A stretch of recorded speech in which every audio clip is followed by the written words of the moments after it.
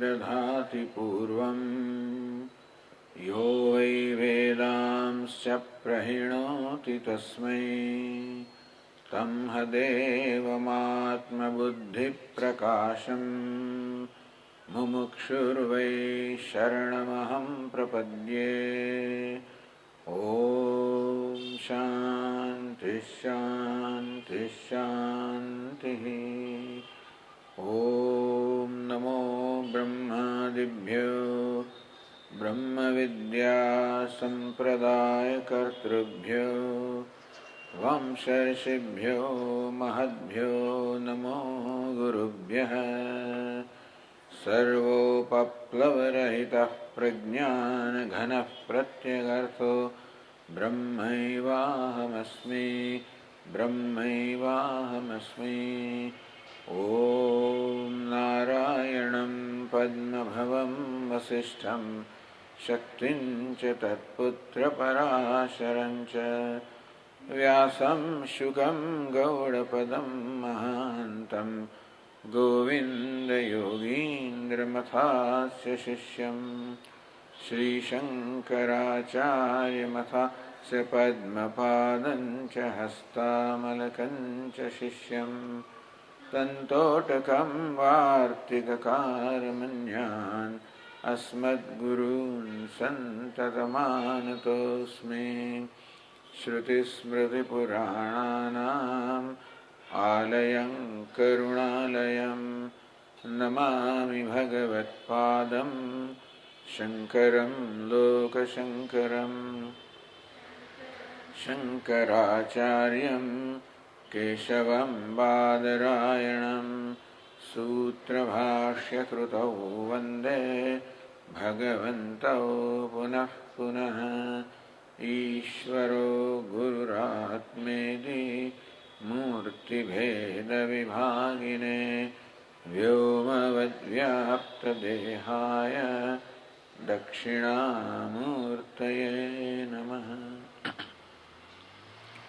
ॐ पार्थाय प्रतिबोधितां भगवता नारायणेन स्वयं व्यासेन ग्रथितां पुराणमुनिना मध्ये महाभारतम् अद्वैतामृतवर्षिणीं भगवतीम् अष्टादशाध्यायिनीम् अम्ब त्वामनुसन्दधामि भगवद्गीते भवद्वेषिणीम्। यं ब्रह्मा वरुणेन्द्ररुद्रमरुतः स्तुन्वन्ति दिव्यैस्तवैः वेदैः साङ्गपदक्रमोपनिषदैः गायन्ति यं सामगाः। ध्यानावस्थिततद्गतेन मनसा पश्यन्ति यं योगिनः यस्यान्तन्न विदुःसुरासुरगणाः देवाय तस्मै नमः।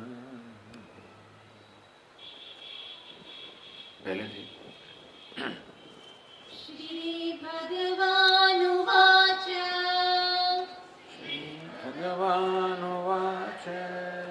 परं भूयः प्रवक्ष्यामि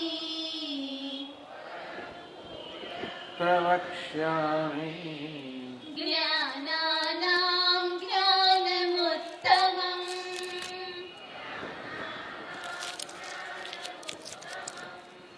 यज्ञात्वा मुनयः सर्वे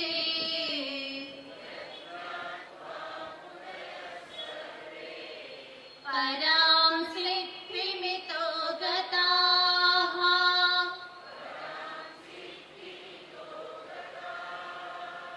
इदं ज्ञानमुपाश्रित्य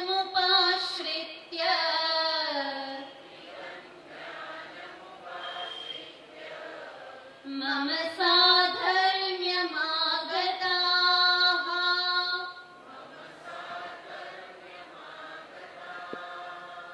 सर्गेऽपि नोपजायन्ते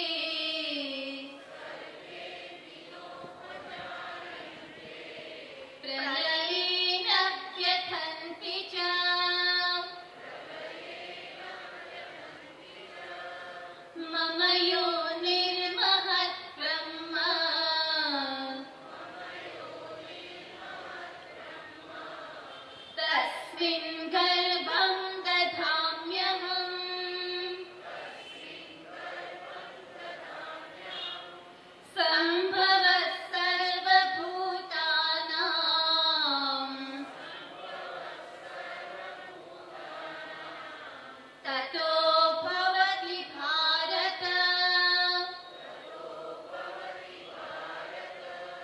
सर्वयोनिषु कौन्तेय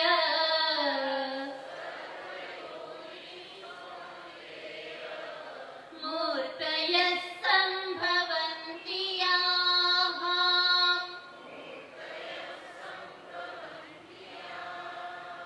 तासां ब्रह्म महद्योनिः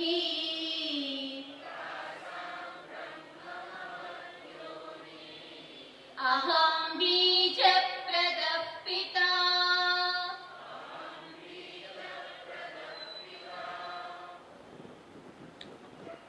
मम योनिर्महद्ब्रह्म तस्मिन् गर्भं दधाम्यहं संभवः सर्वभूतानां ततो भवति भारत।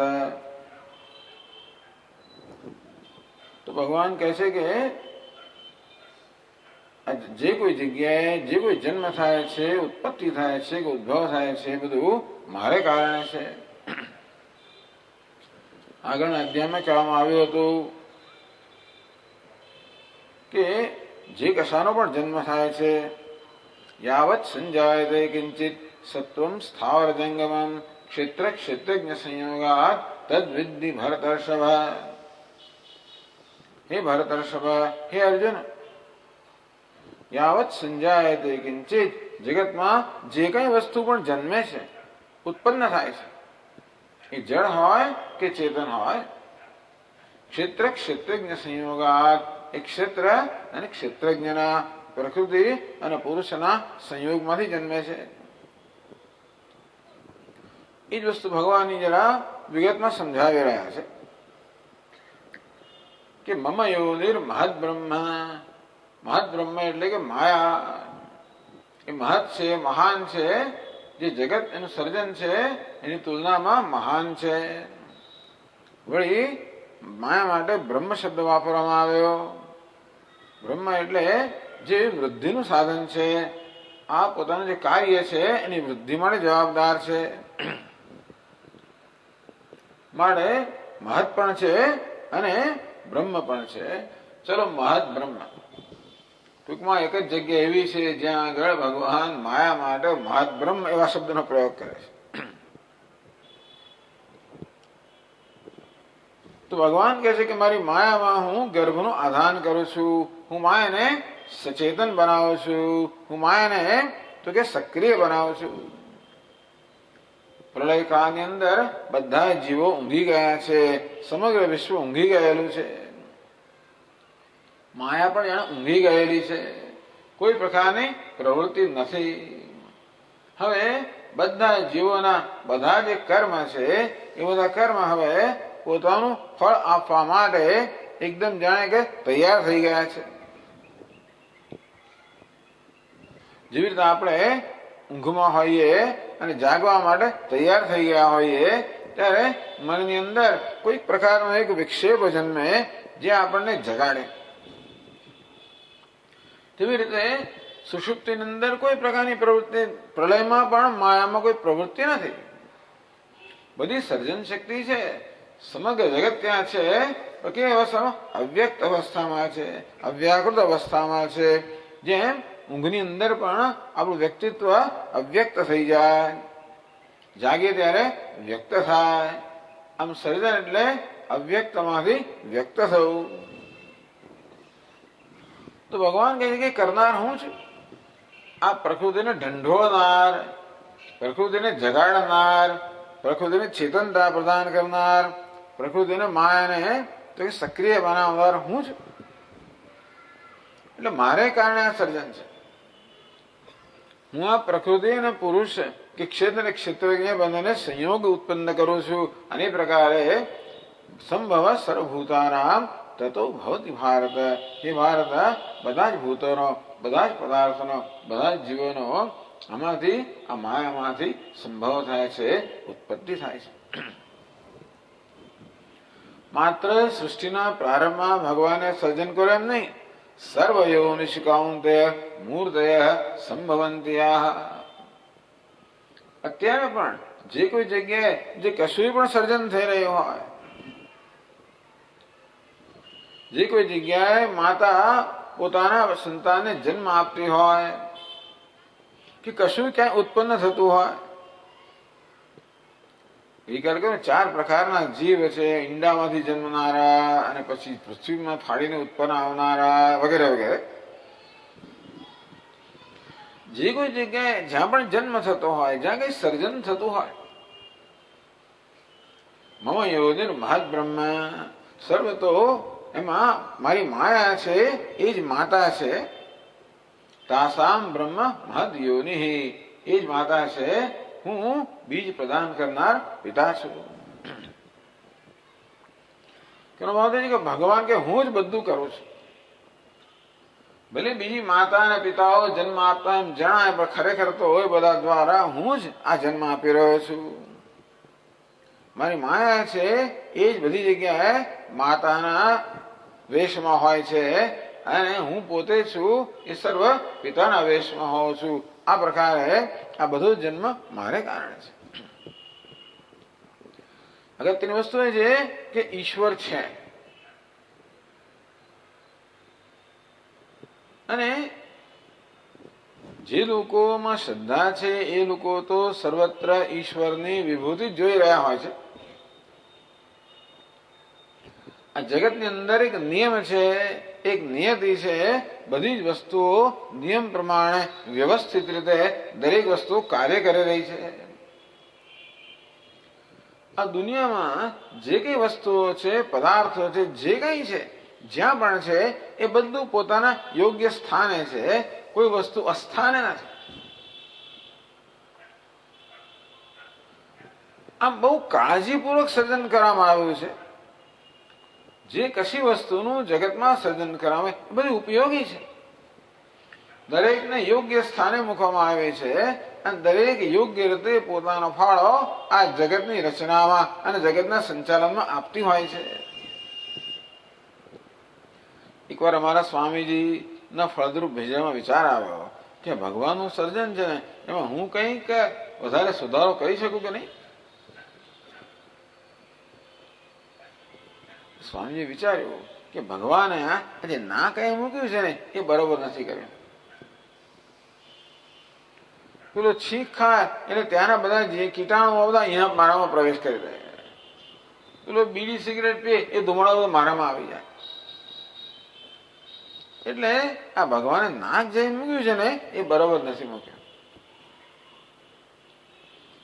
એટલે આપણને એમ કે આપણે ભગવાન કરતા આપણે વધારે બુદ્ધિશાળી છે, એટલે પછી થયું કે ચાલો હું નાકને માટે વધારે યોગ્ય સ્થાન શોધી વિચારું છું કે નાકને માથા પર મૂકવું જોઈએ. તો પછી કોઈ સિગરેટ પીએ તો પેલી ચીમનીની જેમ ધુમાડો ઉપર જતો હોય એટલે આપણને કશું થાય નહીં. કોઈ છીંક ખાય તો બેક્ટેરિયા ઉપર જતા રહે, કેવું સરસ થઈ જાય ને.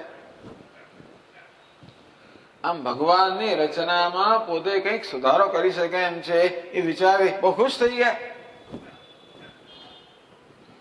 એક વાર પછી કોઈ પ્રવચન માટે સ્વામીજીને નિમંત્રણ આપવામાં આવ્યું હતું.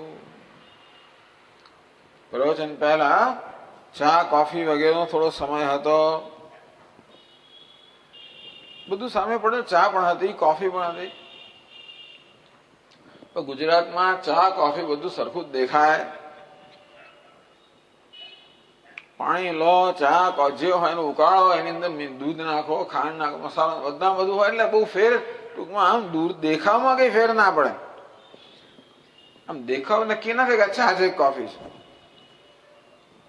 તો કપ તમે લાવીને તમારા નાક આગળ ધરો ત્યારે પછી એમાંથી જે પેલી વરાળ હોય એની જે સુગંધ હોય એ બધી ખબર પડે કે આ ચા છે કોફી છે.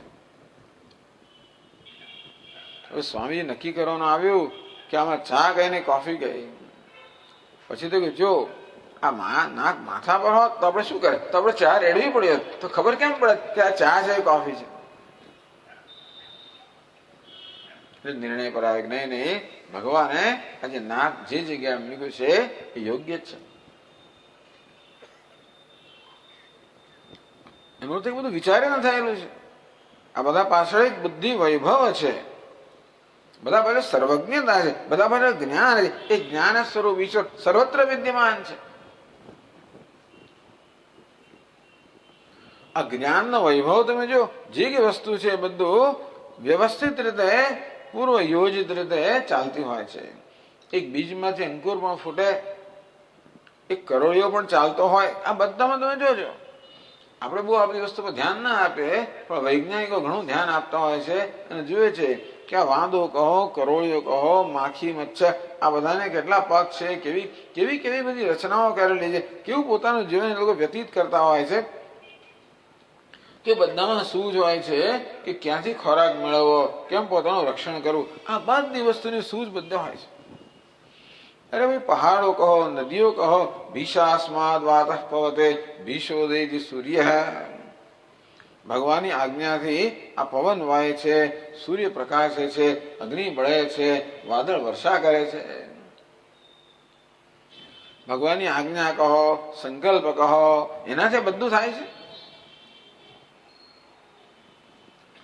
એટલે જે લોકો ને શ્રદ્ધાની આંખ છે, તવૈશ્વરમ યત્તત જગત ઉદય રક્ષા પ્રલયકૃત, કે ભગવાન જો આપનું ઐશ્વર્ય તો જો સતત જગતનું સતત સર્જન થઈ રહ્યું છે, પાલન થઈ રહ્યું છે, લય થઈ રહ્યો છે.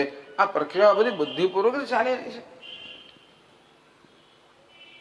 એ બતાવે છે કે જ્ઞાન સ્વરૂપ ઈશ્વર સર્વત્ર વિદ્યમાન છે. એની પ્રેરણાથી સર્વ થઈ રહ્યું છે. યતઃ પ્રવૃત્તિર્ભૂતાનામ યેન સર્વમિદં તતમ, જે અંતર્યામી સર્વત્ર વિદ્યમાન છે, જેની પ્રેરણાથી આ સર્વ ચાલી રહ્યું છે. જે કોઈ જગ્યાએ જડ વસ્તુ હોય, સમજવું કે ત્યાં ચેતન હોવું જ જોઈએ. ચેતનની હાજરી વગર જડ વસ્તુ હોય નહીં. આ પવન વાતો હોય, એ પવન એમને ન વાય, ચેતન એને પ્રેરણા કરતો હોય તો પવન વાય.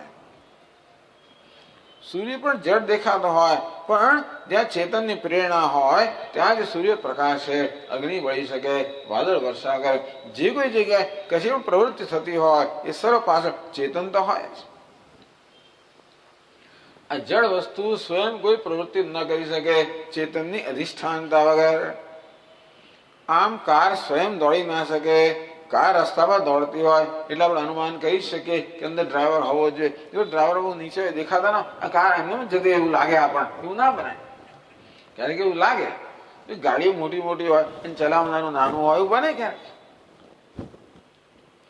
પછી તો ગાડી ચાલે છે એનો અર્થ એ કે એનો ચાલક હોવો જ જોઈએ, કારણ કે ગાડી સ્વયં અચેતન છે અને તેથી ચેતનની પ્રેરણા વગર એ ગતિ ના કરી શકે. આમ જગતમાં સર્વત્ર ગતિ છે. એ અણુથી માંડીને આ બધી ગેલેક્સી બધી ગતિમાન છે. કોઈ વસ્તુ ક્યાં સ્થિર નથી. આ બધાને ગતિ પ્રદાન કરનાર, અને કેવી ગતિ પ્રદાન કરનાર તો કે બુદ્ધિપૂર્વકની ગતિ પ્રદાન કરનાર ચેતન, ચૈતન્ય, જ્ઞાન સ્વરૂપ ઈશ્વર હોવો જ જોઈએ. આમ ભગવાન કહે છે જે કોઈ જગ્યાએ જે કોઈ પ્રવૃત્તિ થતી હોય એ સર્વ કરનાર હું છું. મારી માયા આ જગતના નામરૂપમાં વ્યક્ત થયેલી છે અને એ સર્વને સક્રિયતા પ્રદાન કરનાર, ચેતનતા પ્રદાન કરનાર, ગતિ પ્રદાન કરનાર, ઉપયોગિતા પ્રદાન કરનાર હું છું. આ રીતે ચેતન અને જડ, પુરુષ અને પ્રકૃતિના સંયોગથી આ સમગ્ર જગત બનેલું છે. પ્રકૃતિ કહો, માયા કહો, મેટર કહો, અને પુરુષ એટલે ચેતન, જ્ઞાન સ્વરૂપ, ચૈતન્ય સ્વરૂપ. આ ભગવાને જરા સ્પષ્ટતા કરી. આગળ જે કહેવામાં આવ્યું એમાં જે પ્રશ્નો અર્જુન મનો જન્મ્યા હોય એની ભગવાને સ્પષ્ટતા કરી. હવે આપણે આ અધ્યાયના મુખ્ય વિષય પર આવીએ. અઘરું પૂરું થઈ ગયું. આ જરા 2-3 દિવસની ચર્ચાઓ થોડીક અઘરી હશે એવું લાગે, પણ હવે અઘરી વસ્તુ પૂરી થઈ ગઈ. હવે જરા સહેલું સહેલું આવે છે બધું. તો આપણે આગળ પણ આ વાત કરી ગયા કે ભગવાને 13મા અધ્યાયમાં કહ્યું હતું, પુરુષ પ્રકૃતિસ્થો હિ ભુંક્તે પ્રકૃતિજાન ગુણાન કારણમ ગુણસંગોસ્ય સદસદ્યોનિ જન્મસુ. પુરુષ પ્રકૃતિસ્થો હિ, પ્રકૃતિમાં રહેલો આ પુરુષ એટલે કે પ્રકૃતિમાં અહંભાવ ધરાવનાર પુરુષ. વસ્તુ એવી છે, ગઈકાલે પણ આપણે ચર્ચા કરી કે જીવનમાં અજ્ઞાન છે, એને કારણે અધ્યારોપ છે, ભ્રમ છે. જન્મ્યા ત્યારથી આપણે અજ્ઞાન લઈને જન્મ્યા છીએ. જો આપણે કશાને આપણી સંપત્તિ કહી શકીએ તો એક વસ્તુ છે, અંતે છે અજ્ઞાન. એનો દાવો કે એ મારી માલિકીનું મારું છે એ કહી શકાય. અજ્ઞાન જન્મે અધ્યાસ કે અધ્યારોપ. વસ્તુને આપણે સાચી ન જાણતા હોઈએ ને તો કમનસીબે એને આપણે ખોટી રીતે જાણીએ છીએ. બુદ્ધિનો સ્વભાવ છે કે દરેક વસ્તુમાં ચંચુપાત કરવો, દરેક વસ્તુમાં અભિપ્રાય ધરાવવો, જજમેન્ટ હોવું, અભિપ્રાય ધરાવવો. બુદ્ધિ જે કશાના સંપર્કમાં આવે એ વિશે કઈ ને કઈ નિર્ણય બાંધવાની છે, જજમેન્ટ કરવાની જ છે, નિર્ણય બાંધવાની જ છે. તો બુદ્ધિ આપણા આ દેહ, ઇન્દ્રિય, મન વગેરેના સંપર્કમાં આવે, નિર્ણય બાંધે. આ આત્મા છે, જે અનાત્મા છે એમાં આત્મબુદ્ધિ. એને કારણે અનાત્માના ધર્મોનો આત્મા પર અધ્યારોપ. દ્રષ્ટાંત આપવામાં આવ્યું, જેવી રીતે લોખંડના ગોળાને આપણે ભઠ્ઠીમાં તપાવીએ તો એ લાલ ચોળ આગનો ગોળો બની જાય. લોખંડના અગ્નિમાં જે પરસ્પર તાદાત્મ્ય થઈ જાય, એને કારણે લોખંડમાં જાણે કે અગ્નિના ગુણો આવી જાય, અગ્નિમાં જાણે કે લોખંડના ગુણો આવી જાય. તો લોખંડ તો સ્પર્શમાં ઠંડુ છે, રંગમાં કાળું છે, પરંતુ અગ્નિના સંયોગને કારણે એ ગરમ થઈ જાય, લાલ થઈ જાય. અગ્નિને સ્વયં કોઈ આકાર નથી, પરંતુ આ લોખંડના ગોળાના સંપર્કમાં કારણે અગ્નિ પણ જાણે કે ગોળ આકારનો બની ગયો. પરસ્પર તાદાત્મ્ય. એને કારણે જ્યાં બે છે ત્યાં એકનો ભ્રમ જન્મે છે કે તો આગનો ગોળો છે, એક જ વસ્તુ હોય એવું કદાચ કોઈ પહેલી નજરે એવો નિર્ણય કરે. અહીં પણ બે તત્વો છે, આપણે ઉપાધિ છે જે અચેતન છે, જળ છે, અને ચૈતન્ય છે. તો ચૈતન્યની ચેતનતાને કારણે ઉપાધિ ચેતનવંતી ભાષે છે, અને ઉપાધિની મર્યાદાને કારણે આ ચૈતન્ય મર્યાદિત ભાષે છે. એટલે જન્મ્યા ત્યારથી આપણે આપણી જાતને મર્યાદિત કહો, અલ્પ કહો, મર્ત્ય, હું જન્મ મૃત્યુને અધીન છું એવું માની રહ્યો છું. અજ્ઞાની છું, દુઃખી છું, અલ્પ છું, અસહાય છું, આ પ્રકારના ખ્યાલ હું મારા વિશે સેવી જ રહ્યો છું. આ વસ્તુ કોઈએ શીખવવાની જરૂર નથી કે આ શરીર તું છે, એ કોઈ મને કહેવાની જરૂર નથી. એમને હું જાણું છું. પુરુષ પ્રકૃતિસ્થો હિ. આ રીતે આ પુરુષ અને પ્રકૃતિના પરસ્પર તાદાત્મ્યને કારણે આ પુરુષમાં, આત્મામાં અનેક પ્રકારની ગ્રંથિઓ જન્મે છે. એ પોતાને જન્મને મૃત્યુવાળો માને છે, અજ્ઞાની માને છે, પોતાને અલ્પ માને છે, દીનહીન માને છે, તુચ્છ માને છે, અસહાય માને છે, જરૂરિયાતવાળા માને છે. ભૂંગતે પ્રકૃતિજાન ગુણાન કારણમ ગુણસંગોસ્ય. ગુણમાં એ અહંભાવ કરે છે, અને આ પ્રકારે સદસદ્યોની જન્મસુ, સારી નરસી યોનિમાં એનો જન્મ થાય છે. આ પ્રકારે ભગવાને ત્યાં 13મા અધ્યાયમાં સંસારનું વર્ણન કરે. ગુણની અંદર સંગને કારણે, ગુણમાં આસક્તિને કારણે, ગુણમાં અહંભાવને કારણે તે આટલું જ કહ્યું. આવું સાંભળીએ એટલે મનમાં પ્રશ્ન જન્મે કે આ ગુણ વળી કયા છે, કયા ગુણો છે? કારણમ ગુણ સંગોસ્ય, આત્મામાં ગુણમાં સંગ કહો, આસક્તિ કહો, આત્મભાવ કહો, તાદાત્મ્ય કહો. કયા ગુણો છે? કેટલા ગુણો છે? એ ગુણો કઈ રીતે આત્માને બાંધે છે? હવે પછીના બધા શ્લોકોમાં ભગવાન આપણે જે જીવન જીવી રહ્યા છે એનું બહુ જ સુંદર વિશ્લેષણ આપણને આપે છે,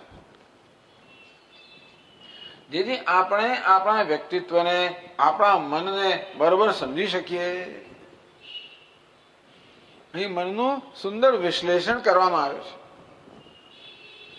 એની કોઈ સાયકોલોજી, માનસ શાસ્ત્ર. તો ચાલો, આ માનસ શાસ્ત્રીઓનું તો પોતાનું જે વિશ્લેષણ હશે, પણ ભગવદ્ ગીતામાં જે સુંદર વિશ્લેષણ આપવાનું છે મનનું, કે આ મન કયા ઘટકોનું બનેલું છે, આ મનનો સ્વભાવ આવો કેમ છે, મન જે છે અત્યારે એ આવું કેમ છે, જેથી આપણે આપણા મનને સમજી શકીએ અને આ મન સાથે કેમ કામ પાડવું, આ મન સાથે શું કરવું, આ મનને કેમ મુક્ત કરવું, મનને કેમ મિત્ર બનાવવું. આ મોટી સાધના છે. ભગવાન કહે છે આત્મૈવ હ્યાત્મનો બંધુ આત્મૈવ રિપુ આત્મનઃ. હે અર્જુન, આ મન જ તારું મિત્ર હોઈ શકે, આ મન જ તારું શત્રુ હોઈ શકે. તો કયા ગુણોનો પ્રભાવ હોય તો મન આપણું મિત્ર હોય, કયા ગુણનો પ્રભાવ હોય તો મન આપણું શત્રુ બની જાય. જ્યારે મન આપણું શત્રુ બની જાય ને ત્યારે આપણે મન રંજાડ્યા કરે. બહાર કોઈ રંજાડ ન હોય તોય પણ મારું મન જ મને રંજાડ્યા કરે અને તેથી હું સતત દુઃખી જ હોઉં. ટૂંકમાં દુઃખી હોવા માટે મારે કોઈની જરૂર નથી. આ એક મન પર્યાપ્ત છે. તેવી રીતે સુખી હોવા માટે પણ મારે કોઈ જરૂર નથી, એક મન પર્યાપ્ત છે. આ એક બહુ જ આપણને આશ્વાસન આપે એવી વસ્તુ છે કે સુખી હોવા માટે મારે બીજા કશાની જરૂર નથી. સામાન્ય રીતે માણસ એમ માનતો હોય કે સુખી હોવા માટે મારી પાસે આટલી વસ્તુ હોવી જોઈએ કે ધન સંપત્તિ, ઘર બાર આવી વસ્તુ હોવી જોઈએ તો હું સુખી હોઉં.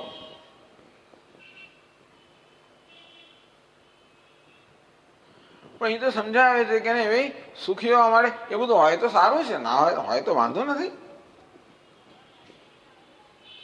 પણ એ બધું હોય કે ના હોય તોય પણ તમે સુખી હોઈ શકો.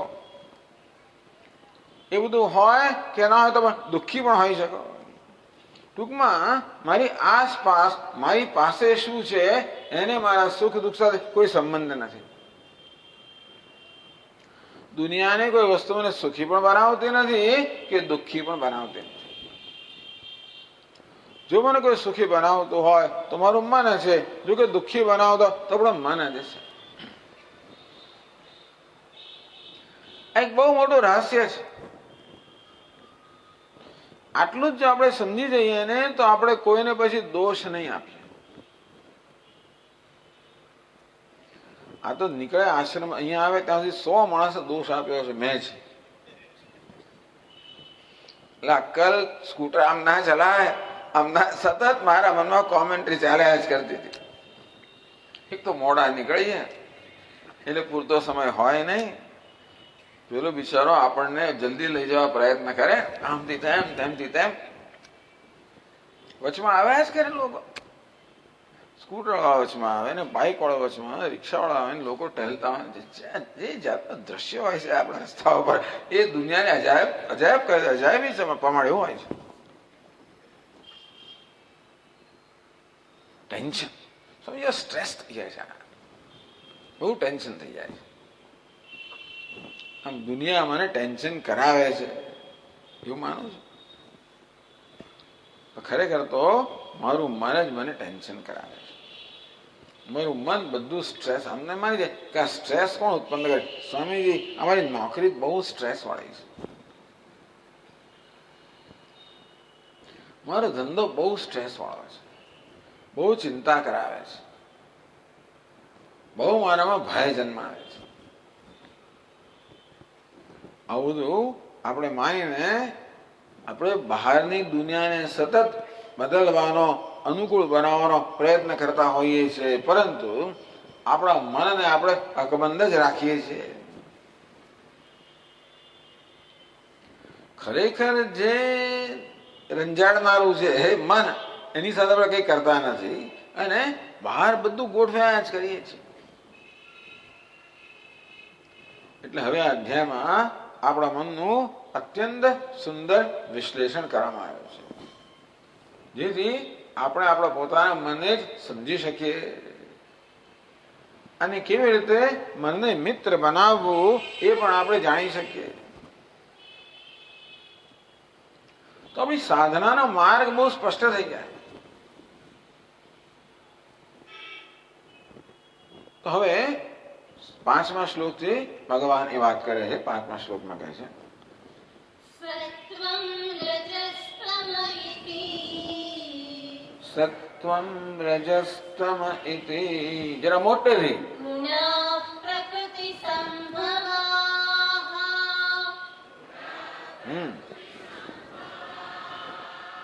નિબધ્નન્તિ મહાબાહો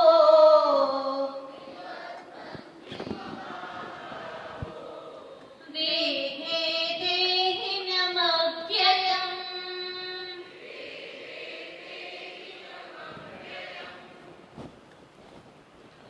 સત્વમ રજઃ તમઃ ઇતિ ગુણાઃ. તો કયા કયા ગુણો છે? ભગવાન કે 3 ગુણો છે, સત્વગુણ, રજોગુણ, તમોગુણ. આપણું મન છે ને બનેલું છે આ 3 ગુણનું બનેલું છે. આ મન આપણું 3 ગુણનું બનેલું છે, સત્વગુણ, રજોગુણ, તમોગુણ. ગુણાઃ પ્રકૃતિ સંભવા. આ જગત 3 ગુણોનું બનેલું છે. આ જે કઈ વસ્તુ છે આ જગતની અંદર એ શાની બની છે? આ 3 ગુણોની બનેલી છે. જેને પ્રકૃતિ કહેવામાં આવી, જેને ક્ષેત્ર કહેવામાં આવ્યું. આપણે કહ્યું કે પુરુષ અને પ્રકૃતિના સંયોગમાંથી સર્વ વસ્તુ જન્મેલી છે. જે કઈ વસ્તુ આપણે અનુભવીએ છીએ આપણી ઇન્દ્રિયો દ્વારા, મન દ્વારા, એ બધી પ્રકૃતિ છે. નામ રૂપ કહો,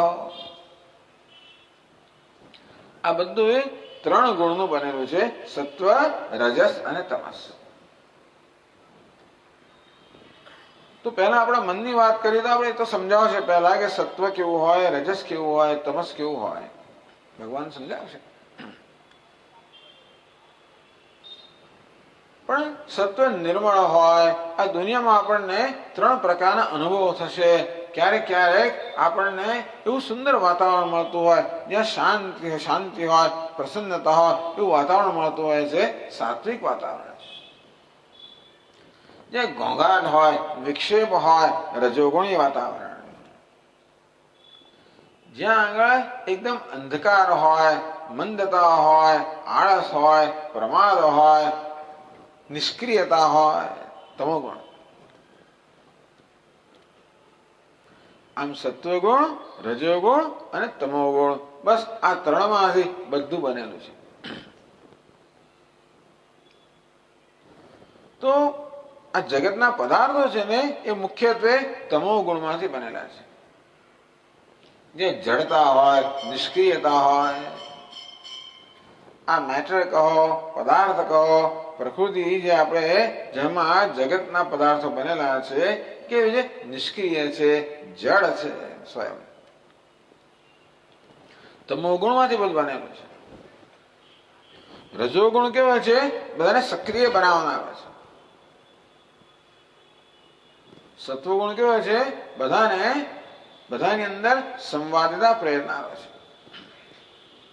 સત્વમ રજઃ તમઃ ઇતિ ગુણાઃ.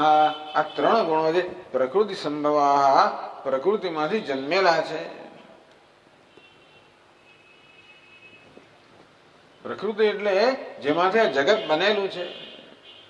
એ પ્રકૃતિ એટલે 3 ગુણ સત્વ રજસ તમસ. એમ કહેવાય આ પ્રકૃતિ છે ને એ ભગવાનનું મન છે, આપણું એક વ્યક્તિગત મન છે, એક સમષ્ટિ મન કહો, એ કેવું છે ને માયા કહો, પ્રકૃતિ કહો, તો ભગવાનનું મન પણ આ સત્વ રજસ તમસ 3 ગુણોનું જ બનેલું છે. આ જગત પણ ભગવાનના મનની, પ્રકૃતિની, માયાની ઉપજ હોવાના કારણે જગતની અંદર પણ સત્વ રજસ તમસ 3 ગુણો પ્રવર્તમાન છે. નિયમ એવો છે કે કારણમાં જે ગુણો હોય એ જ કાર્યમાં આવે. જેમ કે એ બધું સરસ મૂકવામાં આવ્યું છે, એટલે એનો ઉપયોગ તો કરીએ આપણે. જો વાહ, આ કંઠી છે ને, આ શું છે ભાઈ? હા, માળા. માળા કંઠી માળા ફેર છે, માળા છે. ચાલો ભાઈ, એટલે કંઠમાં પહેલા તો કંઠી કહેવાય ને, બરાબર. પણ આ કંઠીમાં જે ગુણો છે ક્યાં છે આવે? આ માને કે સોનાની છે, સોનાની, જો કે આ સોનાની છે માની લો, તો એમાં જે રંગ છે એ કોનો છે? સોનાનો છે. ચળકાટ કોનો છે? સોનાનો છે. એનું વજન કોનું છે? સોનાનું છે. સોનું કારણ છે. આ માળા કાર્ય છે. કાર્યમાં જે ગુણો હોય બધા કારણમાંથી આવેલા હોય. એટલે કારણ ન દેખાતું હોય તો પણ આપણે અનુમાન કરી શકીએ કે કારણ કેવું હશે. જેવી રીતે આપણા બગીચાની અંદર એકદમ જ એક જાણે પેલો અંકુર ફૂટ્યો એ બધું નક્કી કરીએ કે કયા પ્રકારનું બીજ એમાં હોવું જોઈએ. આ તો આંબાનો અંકુર છે, મળે એમાં આંબાનો ગોટલો બીજ હોવું જોઈએ. આ અંકુર પરથી, કાર્ય પરથી આપણે કારણનું અનુમાન કરીએ. તો કહેવાય છે કે સૃષ્ટિના એટલે સર્જન પહેલા જ્યારે બધી વસ્તુ નિષ્ક્રિયતા હતી, કોઈ સક્રિયતા ન હતી, ત્યારે આ પ્રકૃતિ નિષ્ક્રિય હતી. સત્વ રજસ તમસ આ 3 ગુણો સામ્ય અવસ્થામાં હતા, 3 સમાન અવસ્થામાં હતા. એટલે ભગવાન કહે છે કે તસ્મિન ગર્ભમ દધામ્યહમ, ભગવાન કે હું એમાં ગર્ભનું આધાન કરું છું. એટલે શું થાય છે? આ 3 ગુણોમાં વિષમતા જન્મે છે. તમે લોકોએ પેલી બિલિયર્ડની રમત જોઈ હશે કદાચ, કે બિલિયર્ડ પેલા બોલ હોય એકબીજા પર ગોઠવવામાં આવતા હોય, બહુ લીસા હોય, પણ એને ગોઠવે એક વાર તમ, ત્યારે એમાં કોઈ પ્રકારની સક્રિયતા નથી, ગતિ નથી. જરાક પછી પેલા લાકડીથી જરા કડકો ને એ બધા ગોળા ગબડવા માંડે. કેવી રીતે સૃષ્ટિના પ્રારંભમાં આ બધું બરોબર બેલેન્સ હતું, સમાનતા હતી. એટલે આ બધા ગુણો બરોબર સરસ રીતે ગોઠવાયેલા હતા, કોઈ પ્રકારની પ્રવૃત્તિ વગર. અને સૃષ્ટિનો પ્રારંભ હતા એટલે ભગવાન એક પ્રેરણા કરે, એને કારણે આ ગુણોમાં વિષમતા આવે અને સર્જનનો પ્રારંભ થાય. તો 3 ગુણોની સામ્ય અવસ્થાને પ્રધાન કહો, અને એની જયારે વિષમતા આવે ત્યારે આ 3 ગુણોમાં પ્રવૃત્તિ થાય, સર્જન થાય. ભગવાન કહે છે ગુણાહ પ્રકૃતિ સંભવાહ, આ પ્રકૃતિમાં જન્મેલા 3 ગુણો છે. ખરેખર તો આ પ્રકૃતિ 3 ગુણોની જ બનેલી છે. છતાં એવું કહેવાય કે જાણે પ્રકૃતિમાંથી, પ્રધાનમાંથી 3 ગુણો જન્મ્યા, 3 ગુણો અભિવ્યક્ત થયા. સર્જન પહેલા અવ્યક્ત હતા અને પ્રારંભ ત્યારે એ 3 ગુણો વ્યક્ત થયા. તો ટૂંકમાં પ્રકૃતિ છે, જળ છે, અચેતન છે. આ 3 ગુણો છે, સત્વ રજસ તમસ, એ પ્રકૃતિ છે, મેટર છે, જળ છે, અચેતન છે. એમાંથી આ જગત બનેલું છે. નિબધ્નંતિ મહાબાહો દેહે દેહિનમ અવ્યયમ. એ મહાબાહુ આ 3 ગુણો છે, આ દેહીને દેહ સાથે બાંધે છે. આપણું મન પણ આ 3 ગુણો બન્યું છે, સત્વ રજસ અને તમસ. આ મન જ બંધન કરનારું છે અને મન જ મુક્ત કરનારું છે. મને એવા મનુષ્યાણામ કારણમ બંધ મોક્ષયો કહેવામાં આવ્યું કે મન છે એ જ બંધનનું કારણ છે, મન છે એ જ મુક્તિનું કારણ છે. અત્યારે આપણું જે મન છે એ બંધન કરનારું છે. એ જ મનને કેવી રીતે મુક્તિનું સાધન બનાવવું એ આપણે પ્રયત્ન કરવા, એકદમ સાધના. એટલે ભગવાન સમજાવે છે કે આ ત્રણ ગુણો છે એ જ આ આત્માને આ ઉપાધિમાં બાંધે છે. દેહે દેહિનમ અવ્યયમ. ભગવાન દેહી શબ્દનો પ્રયોગ કરે છે. દેહ અસ્તિ અસ્તિ ઇતિ દેહી. જે દેહનો ધરાવનાર છે એને દેહી કહેવાય. ગૃહી જે ઘર ધરાવનાર હોય એને ગૃહી કહેવાય. રથી રથ ધરાવનાર હોય એને રથી કહેવાય. હવે તમે વિચાર કરો, પેલો રથી હોય, રથી એટલે રથ ધરાવનાર, એ તો નક્કી થઈ ગયું ને કે રથ ધરાવનાર અને રથ જુદી વસ્તુઓ છે, ખરું ને? ઘર ધરાવનાર એ ગૃહસ્થ, તો ઘર અને એમાં રહેનાર માણસો જુદા જ હોય ને, એક તો ના જ હોય ને. તેવી રીતે દેહી આત્મા જે છે ને દેહ ધરાવનાર છે. આ દેહ તો નિવાસ સ્થાન છે, એની ઓફિસ છે, એનું કામ કરવાનું સ્થાન છે. આપણે જગત સાથે વ્યવહાર કરવો હોય, ધંધો કરવો હોય તો એક તો આપણે ઓફિસ જોઈએ, એમાં પછી ટેલિફોનો જોઈએ, ઇન્ટરનેટ જોઈએ, આ બધું જોઈએ. તેવી રીતે આપણો દેહ છે ને એક ઓફિસ જેવો છે.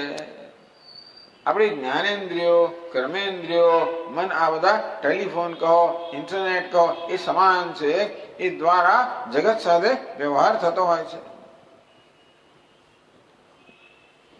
એટલે વ્યવહાર આત્મા તો બધા જુદો છે ને. તમે ઓફિસ છો, કમ્પ્યુટર તમે નથી ને, ઇન્ટરનેટ પર તમે નથી, તો ફોન દ્વારા વ્યવહાર કરનાર, ઇન્ટરનેટ દ્વારા વ્યવહાર કરનાર, ફોન કરતા ઇન્ટરનેટ કરતા જુદો તો ખરો જ ને. ઓફિસમાં બેસનાર ઓફિસ કરતા જુદો ખરો કે નહીં? ઘરમાં રહેનાર ઘર કરતા જુદો ખરો કે નહીં? તેવી રીતે આ દેહ ધરાવનાર દેહ કરતા જુદો ખરો કે નહીં?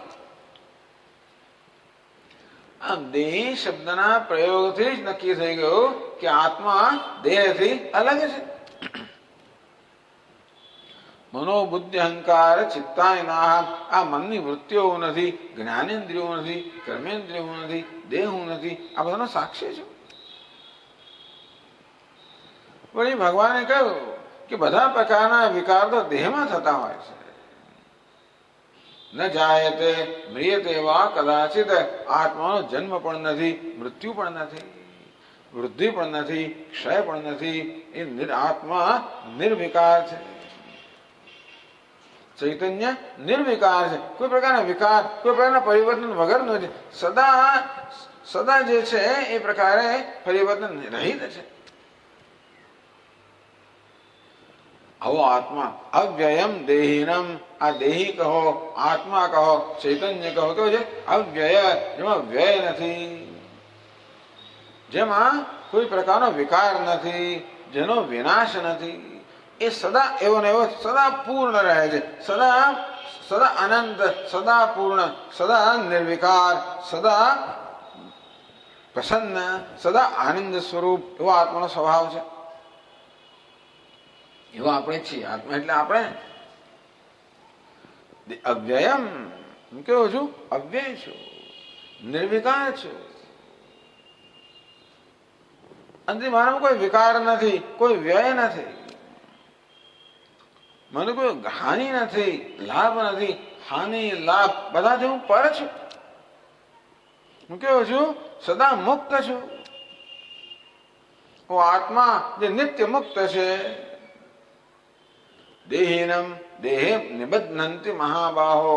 આ ગુણ જે છે ને હે મહાબાહો, એ અર્જુન, આ ગુણો છે એ દેહીને, આત્માને દેહ સાથે, ઉપાધિ સાથે બાંધે છે. એક ગુણ શબ્દ છે અહીં.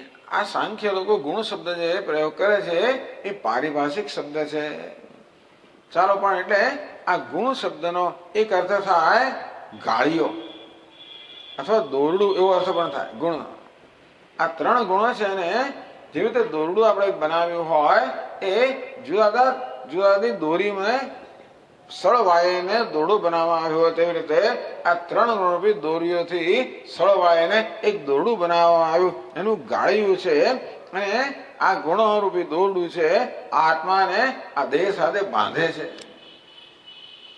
પેલા વાસરડાને પેલા ગાળિયાથી ખૂંટા સાથે બાંધવામાં આવે તેમ બિચારા આત્માને આ ગુણો છે ઉપાધિ સાથે બાંધી દીધો છે.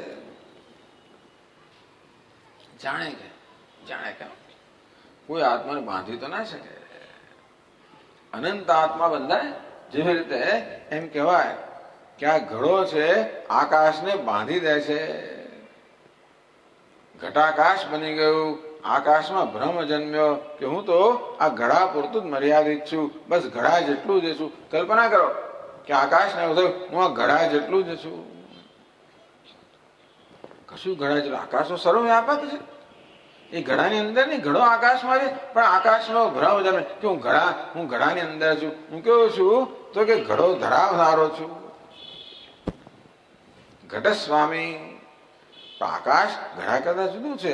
આકાશ કેવું છે? નિર્વિકાર છે. આકાશ અવ્યય છે, સર્વવ્યાપી છે. આ ઘડો કોઈ તો આકાશને વાસ્તવમાં બાંધી ના શકે, મર્યાદિત ના કરી શકે. તો કોણ કેટલું મર્યાદિત થાય છે? આકાશમાં આ પ્રકારનો ભ્રમ જન્મે છે કે હું ઘડા પૂરતું મર્યાદિત છું. તો પછી આ બીજો એક ઘડો હોય એના આકાશને એવો ભ્રમ જન્મે કે હું આના પૂરતો મર્યાદિત છું. પછી આ બંને એકબીજા કદાચ જુદા માને. આ બિચારું એમ હું તો આટલું નાનકડું છું, આ કેટલું મોટું છે. આ બિચારું ડરતું હોય એનાથી અને આ પછી દાદાગીરી કરતું હોય. પરંતુ એને કરતા મોટો ઘોડો આવે તો આ પાસે બિચારું સંકોચાઈ જાય.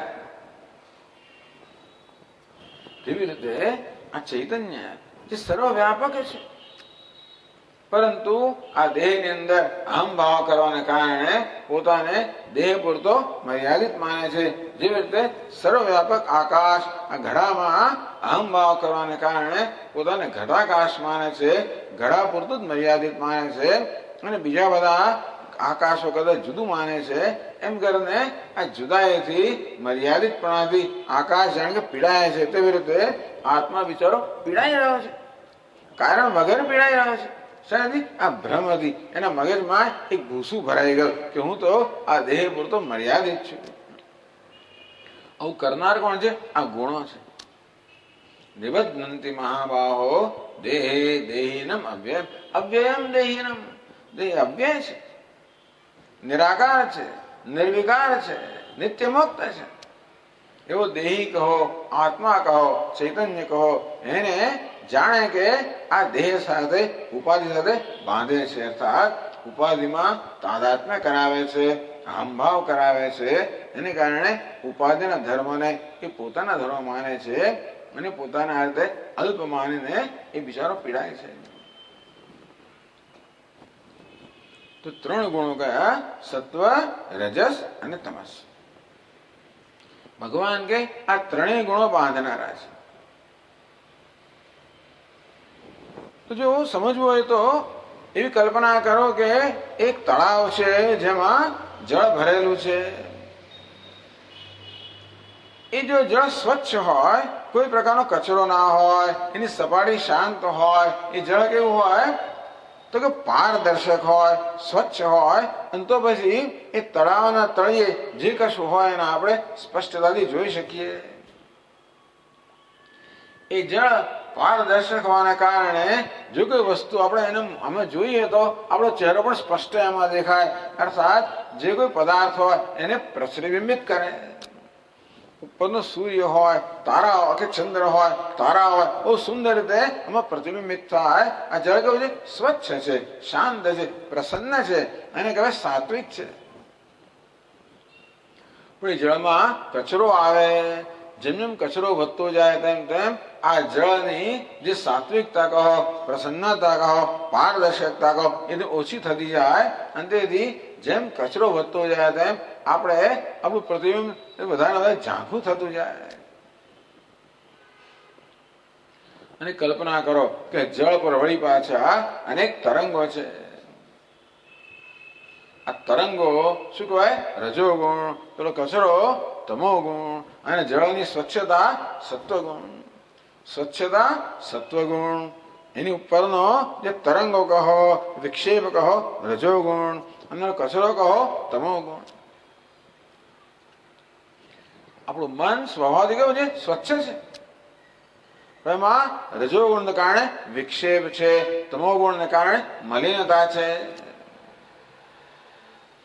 એટલે હવે ભગવાન આપણને આ 3 ગુણોનો પરિચય આપે છે કે આ 3 ગુણોનો સ્વભાવ કેવો છે. 6ઠ્ઠા શ્લોકમાં કહે છે તત્રસત્વં નિર્મલત્વાत्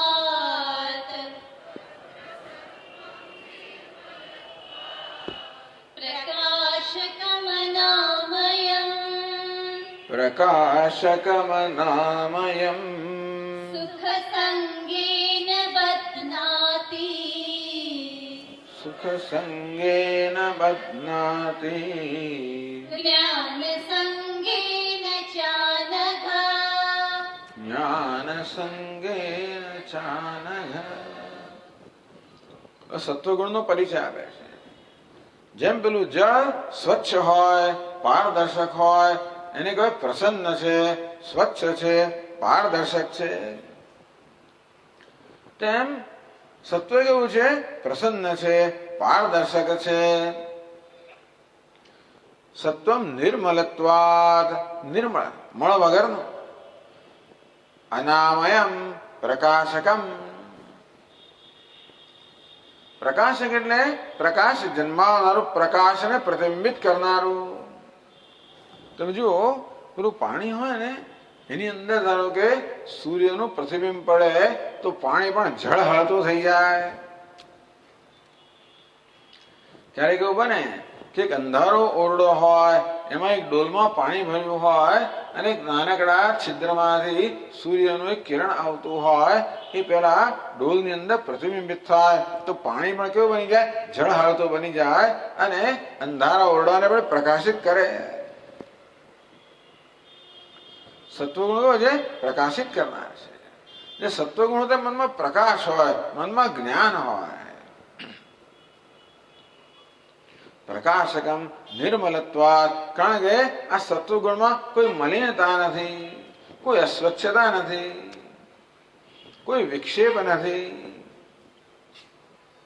પ્રકાશકમ અનામયમ, આમય એટલે રોગ. સર્વે સંતુ નિરામયા, બધા સ્વસ્થ રહો, બધા તંદુરસ્ત રહો. આમાં એટલે રોગ.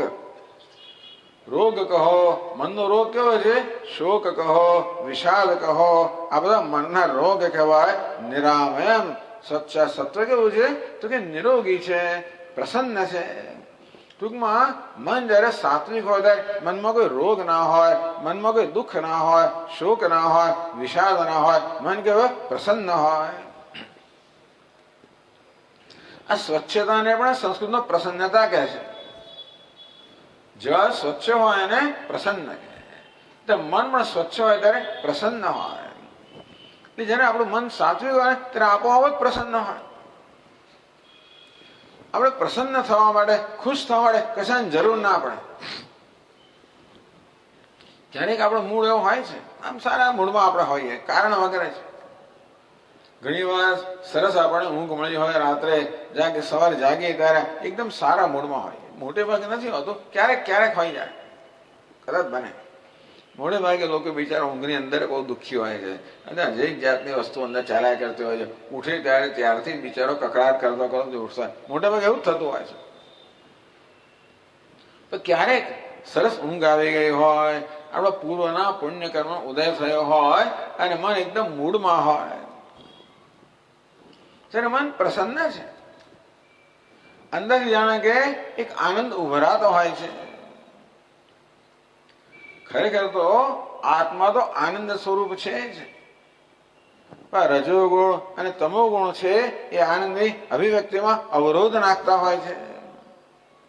જેવી રીતે જળનો સ્વભાવ તો સ્વચ્છ છે જ, પણ એમાં જે કચરો હોય, એમાં સબળ વિક્ષેપ હોય, એ પેલી સ્વચ્છતાને પ્રગટ ન થવા દે.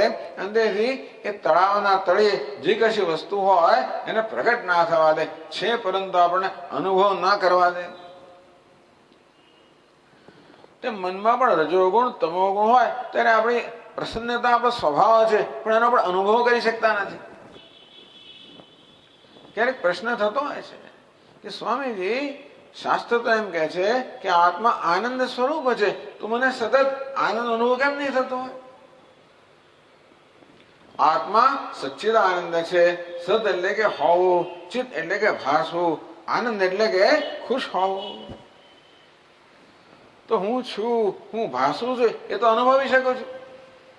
આ સચ્ચિતનો અનુભવ મને થાય છે તો આનંદ અનુભવ કેમ નહીં થતો હોય? હું આનંદ સ્વરૂપ સદા આનંદમાં હોવો જોઈએ ને. તો કહે છે કે તું આનંદ સ્વરૂપ તો છે જ, પરંતુ આનંદ છે એ મન દ્વારા પ્રગટ થતો હોય છે.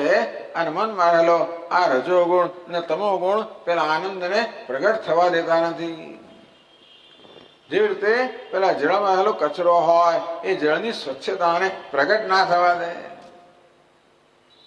એટલે ક્યારેક એવું થઈ જાય કે મનમાંથી રજોગુણ તમોગુણ જતો રહ્યો હોય, ક્ષણભર માટે મન સ્વચ્છ બની ગયું, પ્રસન્ન બની ગયું. એવું ક્યારે થાય ખબર છે? આપણા પૂર્વના કોઈ પુણ્ય કર્મનો ઉદય થાય ત્યારે. ક્યારેક સવારના પરમાં ફરવા નીકળ્યા છો અને સૂર્યોદય છે, મન પ્રસન્ન થઈ ગયું. ક્યારેક રાત્રે આકાશમાં નજર થાય, આપણો પૂર્ણ ચંદ્રમા દેખાય, એકદમ ખુશ થઈ જઈએ. આપણે એક જ સુવાક્ય વાંચવામાં આવે, આપણે ખુશ થઈ જઈએ. એક કવિતાની સારી પંક્તિ એકદમ સંભળાય, એક ગીતની પંક્તિ સંભળાય અને ખુશ થઈ જઈએ. એટલે ગીતની પંક્તિ ખુશ કરે છે, આપણું પુણ્ય કર્મ ખુશ કરે છે. પણ ગીત તો વાગ્યા જ કરે. એવું નથી કે જયારે ગીત વાગે ત્યારે આપણે ખુશ થતા હોઈએ છીએ. નહીં તો ગીત વગાડ્યા જ કરીને એવું નથી હોતું. ક્યારેક જ ગીત ખુશ કરતું હોય. એટલે ક્યારેક આપણા પૂર્વ પુણ્યનો ઉદય થયો હોય ત્યારે મન જાણે કે સ્વચ્છ બની જાય છે અને ત્યારે આપણે પ્રસન્નતાનો અનુભવ થાય છે. તે વખતે કોઈ સિનેમાની જરૂર નથી, કોઈ રસગુલ્લાની જરૂર, કોઈ પદાર્થની જરૂર નથી. એમને જ ખુશ હોઈએ છીએ. કેમ છે આજે તો મૂળમાં દેખાય, બસ એમ જ. એવું ક્યારેક બનતું હોય છે. એ શું બતાવે છે? મનની પ્રસન્નતા. મન કેવું છે? સાત્વિક છે. તત્ર સત્વમ નિર્મલત્વાદ. સત્વનો ગુણ કેવો છે? નિર્મળ. ત્યારે મન નિર્મળ હોય. અનામયમ, કોઈ પ્રકારના શોકથી, મોહથી, વિષાદથી મુક્ત હોય, પ્રસન્ન હોય. અને સ્વચ્છ પારદર્શક હોવાને કારણે આત્મા જે આનંદ સ્વરૂપ છે એનો આનંદ એ મનમાં પ્રતિબિંબિત થાય છે. અને ત્યારે આપણો પોતાનો સ્વરૂપભૂત આનંદ છે આપણે અનુભવીએ છીએ. આપણે એમ લાગે કે સૂર્યોદય મને આનંદ આપ્યો. આપણે એમ લાગે કે આ સંગીત ગીતે મને આનંદ આપ્યો. બીજી કોઈ વસ્તુએ આનંદ આપ્યો એ તો માત્ર નિમિત્ત જ છે. આનંદ તો હંમેશા આત્મામાંથી વ્યક્ત થતો હોય છે. માત્ર મન જ્યારે એ આનંદમાં અવરોધ ન નાખે. અનામયમ નિર્મલમ પ્રકાશકમ સાત્વિક. બસ આવું મન આપણું હોય તો કામ થઈ ગયું. આવું મન બનાવવું એ આપણું કામ છે. આપણી સાધના શું છે? આપણા મનને બહુ સાત્વિક બનાવવું. પણ આ સત્વગુણ પર બાંધનારો તો છે. એટલે ત્રણ પ્રકારના બંધન છે, ત્રણ પ્રકારની પેલી એમ કહેવાય કે જંજીર છે, કે બેડી છે. બેડી એક સોનાની બેડી, ચાંદીની બેડી અને લોખંડની બેડી. પણ બેડી તો ખરી. આ સત્વગુણ કેવો છે? સોનાની બેડી સમાન છે. સુખ સંગેન બધ્નાતિ જ્ઞાન સંગેન ચાનઘ. ભગવાન અર્જુનને અનઘ એમ કહીને સંબોધે છે. અઘ એટલે પાપ, અનઘ એટલે નિષ્પાપ. હે નિષ્પાપ અર્જુન. કે ભગવાન અત્યારે સત્વગુણની વાત કરે છે કે અર્જુન તું તો નિષ્પાપ છે અને માટે તું આ સત્વગુણને જ્ઞાનને યોગ્ય છે. આપણું મન સાત્વિક બને ત્યારે આપણે જ્ઞાનને યોગ્ય બનીએ. આપોઆપ જ આપણામાં વિવેક, વૈરાગ્ય, સમાધિ, ષડક સંપત્તિ, બધી ઉત્તમ દૈવી સંપત્તિ છે એ બધી પ્રગટ થાય. આપણે ઉદાર બની જઈએ, પ્રેમાળ બની જઈએ, ક્ષમાશીલ બની જઈએ. તે વખતે આપણા ઉદાર આપણને કોઈ કશું કહે તો આમ લાગે નહીં કશું. ભલે બોલે કઈ વાંધો એવું થઈ જાય. નહીં તો હંમેશા આપણે તૈયાર જ હોય. પણ ક્યારેક આપણું મન આવું સાત્વિક બની જાય ભગવાનની કૃપાથી, પૂર્ણ પુણ્યથી, ત્યારે આપણે એકદમ આપણા માટે ઉદારતા છે, ક્ષમા છે, સહનશીલતા છે, તિતિક્ષા છે, બધા સદગુણો છે. આપણે ત્યારે સંત બની જઈએ ક્ષણભર.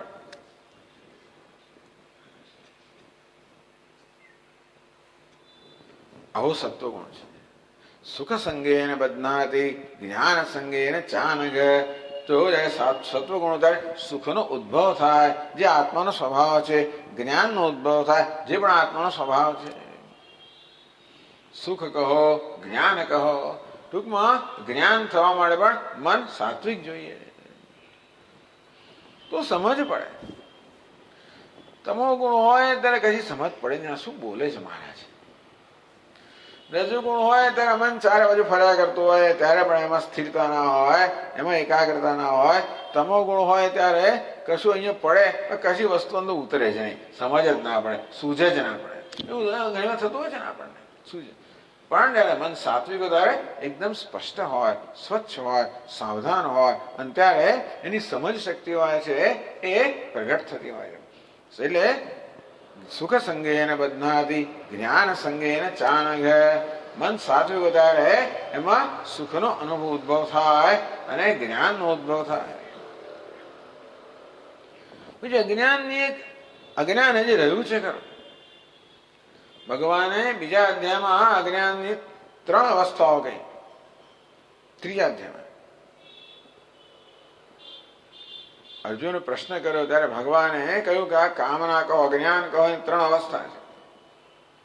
એક અવસ્થા કેવી છે કે જેવી રીતે અગ્નિ ધુમાડાથી છવાયેલો હોય, ધૂમેના વ્રિયતે વહ્નિઃ.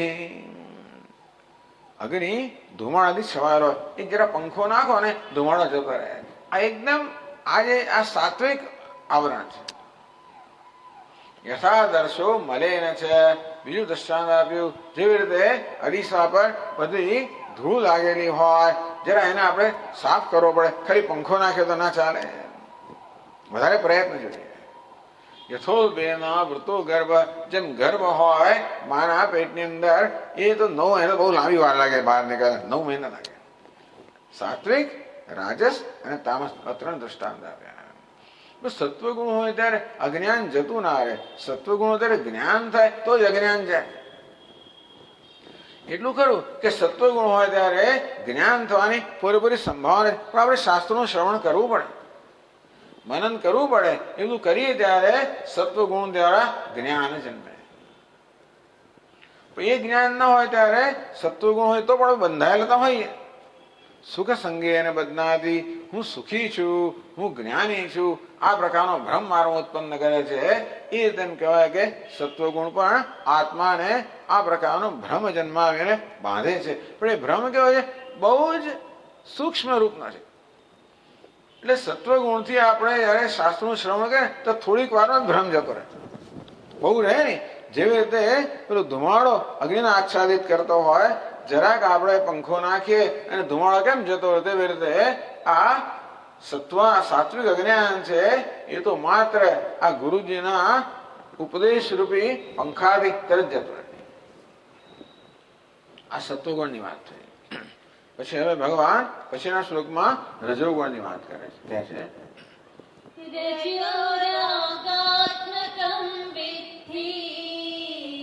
રજો રાગાત્મકં વિદ્ધિ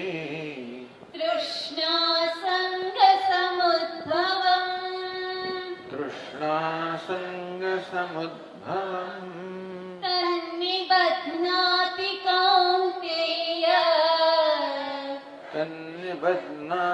કૌન્તેય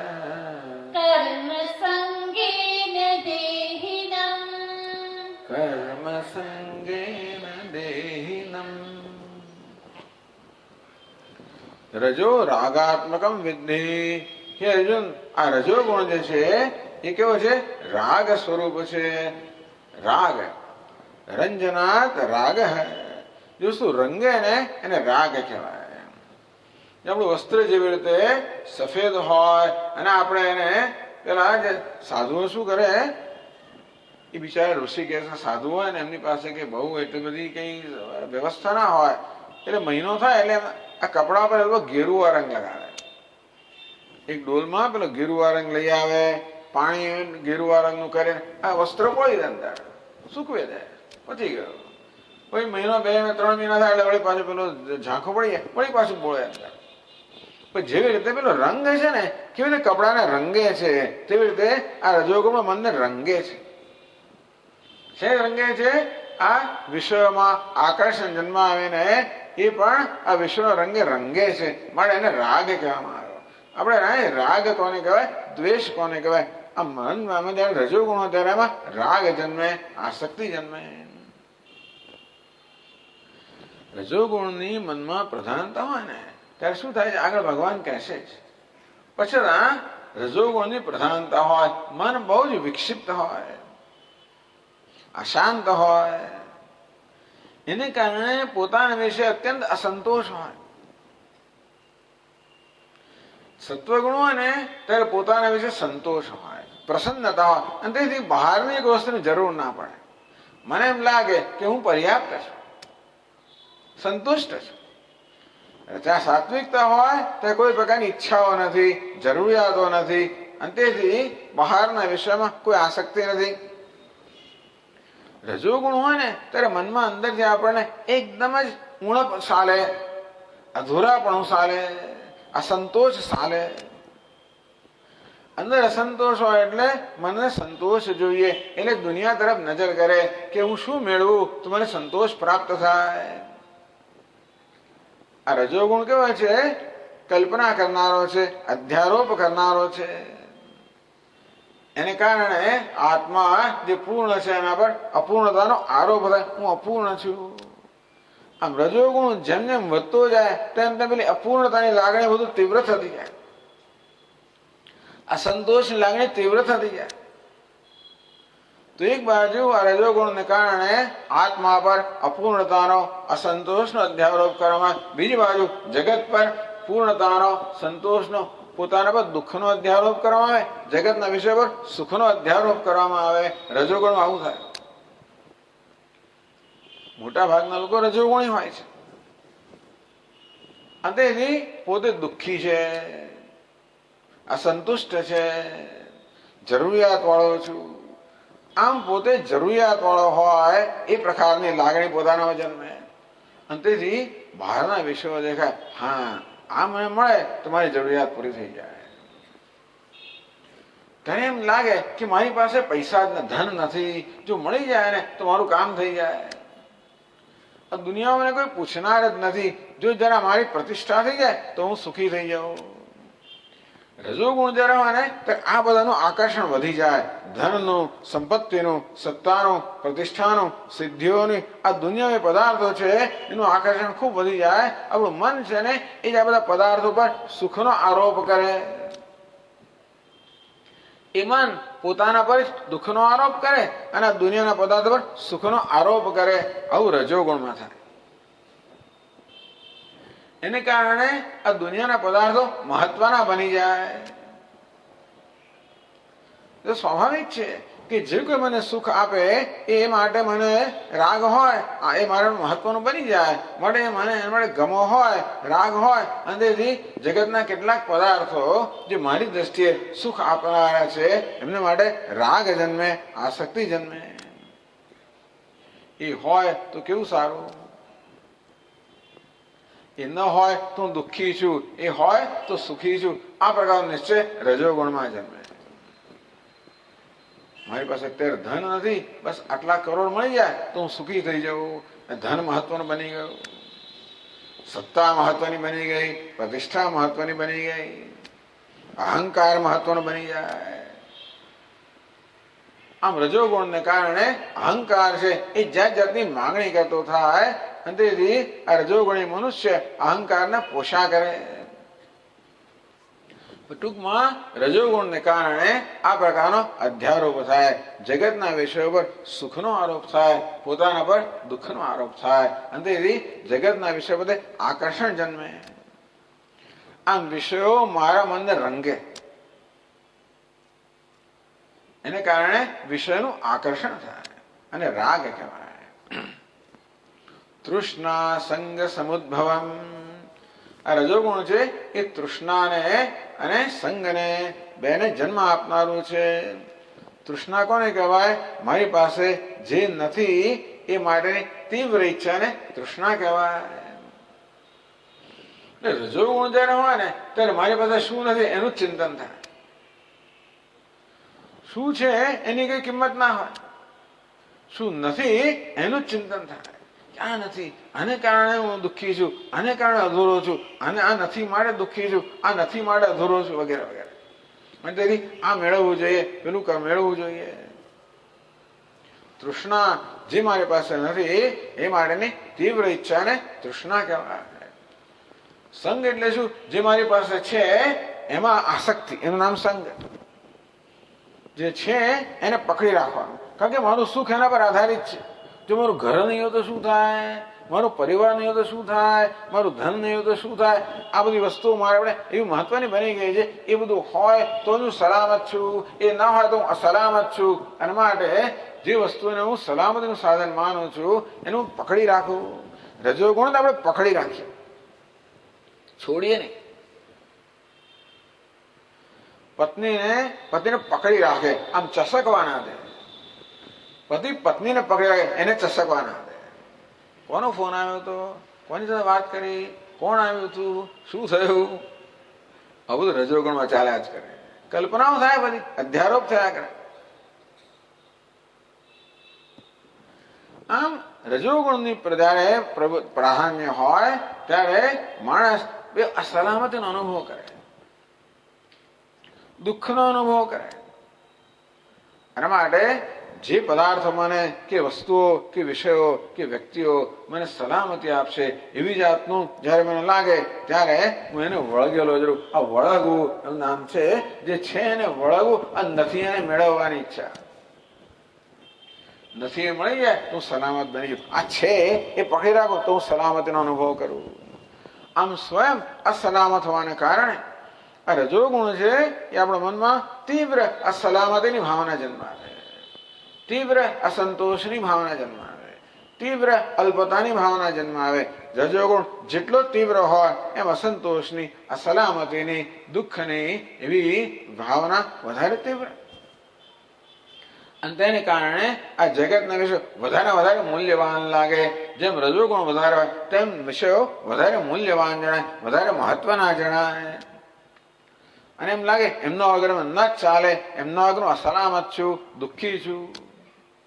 એ હોય તો હું સલામત છું, સુખી છું. તૃષ્ણા સંગ સમુદ્ભવમ. આમ તૃષ્ણા જન્મે. જે નથી એને પ્રાપ્ત કરવાની તીવ્ર ઈચ્છા, જે છે એને જકડી રાખવાની તીવ્ર ઈચ્છા. બહુ સંઘર્ષ છે કે જે છે એને જતા રહ્યું છે. પેલું બાળક આવ્યું ને એને બહુ વાલ આવે એના પડે, એટલે આપણે એને લઈને એને ઉચકવા માંગીએ. એને આવવું નથી તો હું જકડી રાખું, એને જતા રહું છે. હું આમ પકડી રાખું એટલું સળવળ તો એને નીચે સરકી જવું હોય, હું એને પકડી રાખું. આમ જે વસ્તુ છે ને એ સરકી જવા માંગે અને આપણે પકડી રાખવા માંગીએ છીએ. જે નથી, જે આવવા નથી માંગતું એને આપણે મેળવવા માંગીએ છીએ. આ રજોગુણ હોય એને જીવનો સતત સંઘર્ષ, બહુ દુઃખી આ જીવન છે. રજો રાગાત્મકમ વિદ્ધિ, એ રાગ ઉત્પન્ન કરનારો છે. તૃષ્ણા સંગ સમુદ્ભવમ, તૃષ્ણા જન્માવનારો છે, આસક્તિ જન્માવનારો છે. જે નથી એ માટે તૃષ્ણા, જે છે એ માટે આસક્તિ. તન નિબધ્નાદિ કાઉંતે કર્મ સંગેન દેહિનમ. દેહિનમ કર્મ સંગેન નિબધ્નાદિ. આમાંથી કર્મ જન્મે છે. કામેશ ક્રોધેશ રજોગુણ સમુદ્ભવ. આ રજોગુણ તૃષ્ણા હોય, કામના હોય, કામ કહો, તૃષ્ણા કહો. એને કારણે અસ્વસ્થતાને અંદર અજંપો રહે. હું જંપીને બેસી ના શકું. ભગવાને કહ્યું નહીં કશ્ચિત ક્ષણમપી જાદુ તિષ્ઠત્ય કર્મકૃત કાર્યતે હ્યવશઃ કર્મ સર્વ પ્રકૃતિ જૈર ગુણૈ. કે જ્યાં મનમાં રજોગુણ હોય ને આ માણસને એક ક્ષણ માટે પણ શાંતિથી બેસવા ના દે. અંદરથી એવો અજંપો હોય, એવો અસંતોષ હોય કે એ મને કશું ને કશું કરવા માટે બળજબરીથી મને અંદર દોરે. મારે બેસવું પણ બેસવા જ ના દે. આમ રજોગુણ હોય ત્યારે મનુષ્ય કર્મ કરવા માટે અસહાય બની જાય. એનું મન જ એને બળજબરીપૂર્વક એક અથવા બીજા કર્મ યોજે. ભગવાન આગળ કહેશે, નિબદ્ધાધિ કાઉંતેય કર્મ સંગેન દેહિનમ. આ માણસ કર્મઠ હોય, મનમાં અશાંતિને કારણે કર્મ કરતો હોય, એ કર્મ સાથે જોડનારું છે. આ ભગવાને રજોગુણની વાત કરી. પછી તમોગુણની વાત કરે છે. 8મા શ્લોકમાં કહે છે,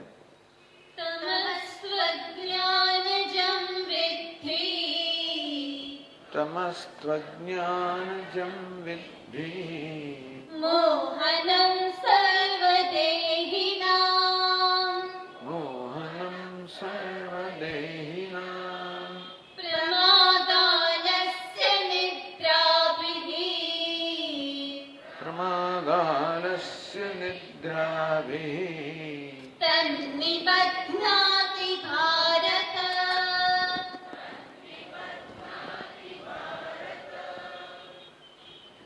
તમસ્તુ અજ્ઞાનજં વિદ્ધિ.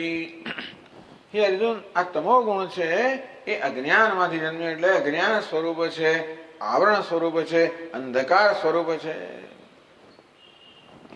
જે લોકોએ વેદાંતનો અભ્યાસ કર્યો છે એ લોકો જાણતા હશે કે અજ્ઞાનની 2 પ્રકારની શક્તિઓ છે, આવરણ શક્તિ અને વિક્ષેપ શક્તિ. આવરણ કરવું અને વિક્ષેપ જન્માવો. જેવી રીતે આપણા રોજના દૃષ્ટાંતમાં રજ્જુ સર્પના દૃષ્ટાંતમાં, રજ્જુ સર્પ એટલે જ્યાં રજ્જુ છે, દોરડાનો ટુકડો છે, ત્યાં ક્યારેક આપણને એ સાપ છે એવો ભ્રમ જન્મતો હોય છે. ત્યારે શું થતું હોય છે? આવરણ અને વિક્ષેપ. આવરણ એટલે વસ્તુ છે એને એના સ્વરૂપને ન જાણવું, અને વિક્ષેપ એટલે ખોટી રીતે જાણવું. આમ પડ્યો છે ત્યાં દોરડાનો ટુકડો, પછી દોરડું છે એ ન જાણવું, એને કહેવાય આવરણ. અને ત્યાં સાપ છે એવું જાણવું, એનું નામ છે વિક્ષેપ. આવરણ અને વિક્ષેપ. આ તમો ગુણ છે આવરણ કરનારું છે, રજો ગુણ છે વિક્ષેપ કરનારું છે. આમ તમો ગુણ છે એ વસ્તુના વાસ્તવિક સ્વરૂપને ઢાંકી રાખે. એમ આત્માનું આપણે અજ્ઞાન છે, એટલે કે આત્માના સ્વરૂપને હું કોણ છે જાણતા નથી. જન્મ્યા ત્યારથી અજ્ઞાન કે આવરણ લઈને જન્મ્યા છે. આત્માને ન જાણવો અને પછી એને ખોટી રીતે જાણવો, તો તમો ગુણને કારણે, આવરણને કારણે આપણે આપણા સ્વરૂપને જ જાણતા નથી કે હું પૂર્ણ છું, બ્રહ્મ છું, આનંદ સ્વરૂપ છું. અને ત્યાં રજોગુણને કારણે ખોટી રીતે જાણીએ છીએ. જે આનંદ સ્વરૂપ છું તે મારી જાતને દુઃખી માનું છું, જે જ્ઞાન સ્વરૂપ છું મારી જાતને અજ્ઞાની માનું છું, જે સત સ્વરૂપ છું મારી જાતને મર્ત્ય માનું છું. આ મર્ત્ય એટલે મૃત્યુને અધીન, હું અનિત્ય છું, મર્ત્ય છું. જે નિત્ય છે અનિત્ય માનવું, પૂર્ણ છે અપૂર્ણ માનવો, આનંદને દુઃખી માનવો. આ રીતે અજ્ઞાન તમોગુણ અને રજોગુણ દ્વારા વ્યક્ત થતું હોય છે, આપણા જીવનમાં વ્યાપ્ત થયેલું છે. ત્યાં છે ને જરા બેસીને વિચાર કરવા જેવી વસ્તુઓ છે. થોડો સમય કાઢીને જરા બેસીને વિચારવું કે આ બધી વસ્તુઓને મારા જીવનમાં કઈ સંબંધ ખરો? આ બધું બોલે છે ખરા, પણ મારા જીવનમાં કઈ સંબંધ ખરો? એને આપણે જયારે પૂછવું કે મારા વિશે કયા પ્રકારના ખ્યાલ હું ધરાવું છું, તો આપણે તરત ખ્યાલ આવશે કે હું માનું છું કે હું એક વ્યક્તિ છું, જીવ છું, મારો જન્મ થયો, મારું મૃત્યુ થવાનું છે, હું અધૂરો છું, અલ્પ છું, ઊણો છું. આ પ્રકારના ખ્યાલ આપણે આપણા વિશે ધરાવતા હોઈએ છીએ, જેને એની નોંધ લેવી. આ બધા ખ્યાલને ભ્રમ કહેવામાં આવે છે. આપણી વિશેની આ વાસ્તવિકતા નથી, પણ ક્યારેય પણ આપણા ખ્યાલોને આપણે વિચાર કર્યો જ નથી. ટૂંકમાં આપણે આપણા વિશે આ બધી માન્યતાઓ ધરાવીએ છીએ, એ માન્યતાઓ વિશે ક્યારે પણ આપણે વિચાર નથી કર્યો. આપણે માની લીધું છે કે હું જે કંઈ મારા વિશે માનું છું એવો જ હું છું. હું માનું છું કે હું મનુષ્ય છું, હું જીવાત્મા છું, મારો જન્મ થયો વગેરે આવું જ છે. ક્યારે પણ આપણે બેસીને વિચાર નથી કર્યો કે મારો જન્મ થયો એ ખરેખર મારા વિશેની વાસ્તવિકતા છે. મારો એટલે હુંનો જન્મ થયો, આત્માનો જન્મ થયો, ચૈતન્યનો જન્મ થયો. આ કશાકનો જન્મ થાય છે, દેહનો જન્મ થાય છે. હું શું કહું છું? મારો જન્મ થયો, આત્માનો જન્મ થયો. આમ જન્મ જે દેહમાં છે એનો અધ્યારોપ આત્મા પર કરવામાં આવ્યો. આ છે અજ્ઞાનમાંથી જન્મેલું રજોગુણ. આવી જાતનો અધ્યારોપ કરાવે. આ તમો ગુણને કારણે, આવરણને કારણે મારું શું સ્વરૂપ છે એ નથી જાણતો. રજોગુણને કારણે પછી એને ખોટી રીતે જાણું છું. આ પ્રકારના અનેક ભ્રમ કે ગ્રંથિઓ મારા વિશે હું સતત સેવી રહ્યો છું. હું બુદ્ધિમાન છું, ધનવાન છું. આ સત્વગુણ છે. હું સુખી છું, જ્ઞાતા છું, પ્રમાતા છું, એ પ્રકારના ભ્રમ ઉત્પન્ન કરે. આ રજોગુણ છે. હું કરતા છું, ભોગતા છું, આ પ્રકારનો ભ્રમ ઉત્પન્ન કરે. આ તમો ગુણમાં તો એ ભ્રમ હજી ઉત્પન્ન થયો જ નથી. તમો ગુણમાં તો આળસ આગળ સમજાવશે. તમો ગુણને કારણે આ બધા ભ્રમ જન્મતા હોય. તમે જુઓ, આપણે ઊંઘમાં હોઈએ એવું છે ને કે અજ્ઞાન માત્ર આપણા જીવનમાં દુઃખ ઉત્પન્ન નથી કરતું. પેલો અધ્યારોપ છે એ દુઃખ જન્માવનારો છે. માત્ર ન જાણવું એ દુઃખ નથી, પણ ખોટી રીતે જાણવું એ દુઃખ ઉત્પન્ન કરનારું છે. જ્યારે હું ગાઢ નિદ્રામાં આવું છું ત્યારે હું કશું જાણતો નથી, મારી જાતને પણ જાણતો નથી, આસપાસના જગતને પણ જાણતો નથી. પણ ત્યારે અધ્યારોપ ન હોવાને કારણે કોઈ દુઃખ નથી, સંસાર નથી. જેવો જાગ્રત થયો કે તરત જ, અરે સ્વપ્નમાં પણ તરત જ આ દેહના ઉપાધિના ગુણોનો અધ્યારોપ થાય મારામાં એક અલ્પતાની, દુઃખીપણાની લાગણી જન્મે. આ અધ્યારોપ છે એ બહુ ખતરનાક વસ્તુ છે. જન્મે છે આવરણમાંથી, અજ્ઞાનમાંથી.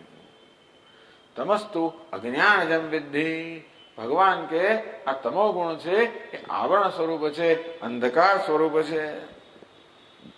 આત્માના વાસ્તવિક સ્વરૂપને ઢાંકી દેનાર છે, આચ્છાદિત કરનાર છે. મોહનમ સર્વદેહીના. એમાંથી મોહ જન્મે છે, ભ્રમ જન્મે છે. આવરણમાંથી વિક્ષેપ જન્મે. આમ તમો ગુણ તો આવરણ સ્વરૂપ છે. આ મોહ છે ને એ રજોગુણ છે. પણ તમો ગુણ હોય, આવરણ હોય ત્યાં વિક્ષેપ જન્મવાનો જ છે. મોહનમ સર્વદેહીનામ. આ તમો ગુણ કહો, અજ્ઞાન કરો, બધા દેહીઓમાં, બધા જીવોમાં મોહ જન્માવનારું છે, ગ્રંથિઓ જન્માવનારું છે. અનેક પ્રકારના પોતાના વિશેના ખોટા ખ્યાલ જન્માવનાર છે. હું કરતા છું, ભોગતા છું, સુખી છું, દુઃખી છું વગેરેના ખ્યાલ જન્માવનાર. અને કોઈ મોહ કે અવિવેક. આત્મા અનાત્માનો અવિવેક. અનાત્માને આત્મા માનવો, આત્માને અલ્પ માનવો અને કોઈ મોહ કે અવિવેક. આ કોણ જન્માવે છે? આ તમો ગુણ, રજોગુણ દ્વારા આ પ્રકારનો અવિવેક જન્માવે છે, આ બધા ખ્યાલ જન્માવે છે. પ્રમાદાલસ્ય નિદ્રાભિ તન્નિબધ્નાતિ ભારત. હે ભારત, હે અર્જુન, આ તમો ગુણ છે એ મનુષ્ય મનમાં પ્રમાદ જન્માવે, આળસ જન્માવે, નિદ્રા જન્માવે. પ્રમાદ જે કરવાનું છે એના કરતા ઉલટું સુલટું કર્યા કરવું. ઘણા છોકરાઓ પરીક્ષા આવે ને ત્યારે વાંચવાને બદલે પછી ક્રિકેટ રમવા જાય અને સિનેમા જોવા જાય, કઈ કર્યા કરે. આમ હોય બહુ બિઝી હોય, પાછો કામ બધું બહુ કરતો હોય, પછી કરવાનું હોય ના કરે.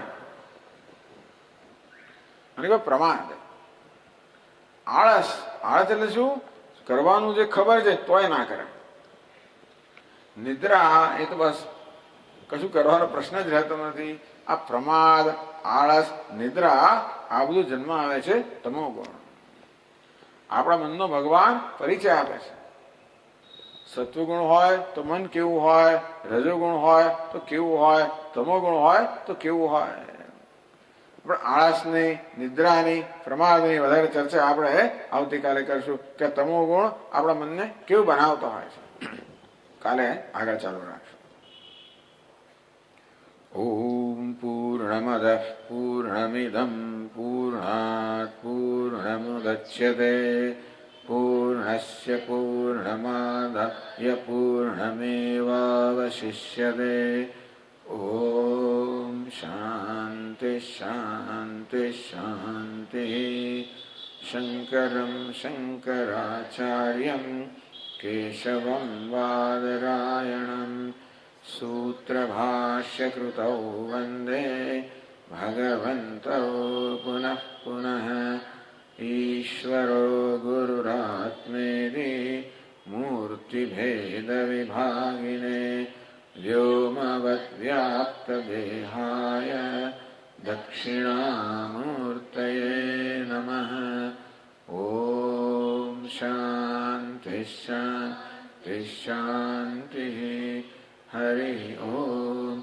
श्री गुरुभ्यो नमः. हरि ओम.